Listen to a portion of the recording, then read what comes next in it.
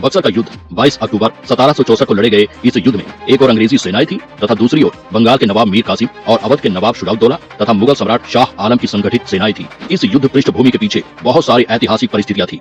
इसमें मुगल सम्राट की कमजोरी, बंगाल के नवाब सिराजुद्दौला की अनियमित शासन व्यवस्था और ब्रिटिश कंपनी की भारतीय विद्रोह को दबाने की इच्छा शामिल थी।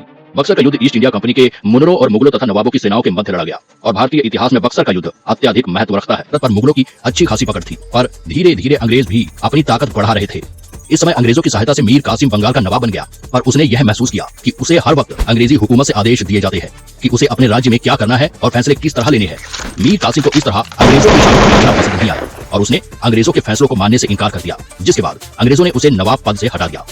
इस अपमान के कारण मीर कासिम अंग्रेजों का कट्टर दुश्मन बन गया और उसने युद्ध करने की तैयारी शुरू कर दी। पर वह अकेला अंग्रेजों की ताकतवर सेना के सामने खड़ा नहीं हो सकता, इसीलिए वह बंगाल से पटना पहुंचा तथा पटना से वह अवध के नवाब शुजाउद्दौला की शरण में चला गया। शुजाउद्दौला अवध का नवाब था जिसके पूर्वज लंबे समय से अवध पर एक ताकतवर पकड़ बनाए हुए थे। मीर कासिम ने यहाँ सारी बातें शुजाउद्दौला को बताई कि कैसे अंग्रेज उन्हें अपने इशारों पर नचा रहे हैं और अंग्रेज किस तरह उन्हें गद्दी से हटाकर मुगल साम्राज्य को अपने अधीन करना चाहते हैं। शुजाउद्दौला भी कहीं न कहीं अंग्रेजों के इस मंसूबे से वाकिफ था, जिसके कारण जल्द ही शुजाउद्दौला मीर कासिम की सहायता के लिए तैयार हो गया और दोनों अंग्रेजों से युद्ध के लिए एक बड़ी सेना तैयार करने लगे।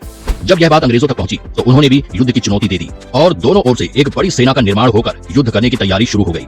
यह उस समय भारतीय इतिहास के सबसे बड़े युद्ध में से एक था, जिस पर भारत के भविष्य का दाव था।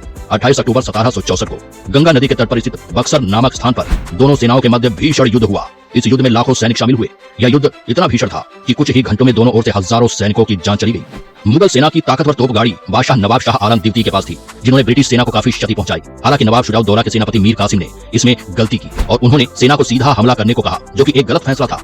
साथ ही मुगल सम्राट शाह आलम ने अंग्रेजों से समझौता कर लिया। वहीं मीर कासिम युद्ध क्षेत्र से भाग गया। अभी भी अवध के नवाब शुजाउद्दौला ने कुछ समय युद्ध जारी रखा, परंतु अंत में उसने भी कोटा नामक स्थान पर आत्मसमर्पण कर दिया था। परिणाम स्वरूप बक्सर के युद्ध में ब्रिटिश सेना को ऐतिहासिक जीत मिली और मुगल सेना व नवाबों की सेना बुरी तरह हार गई।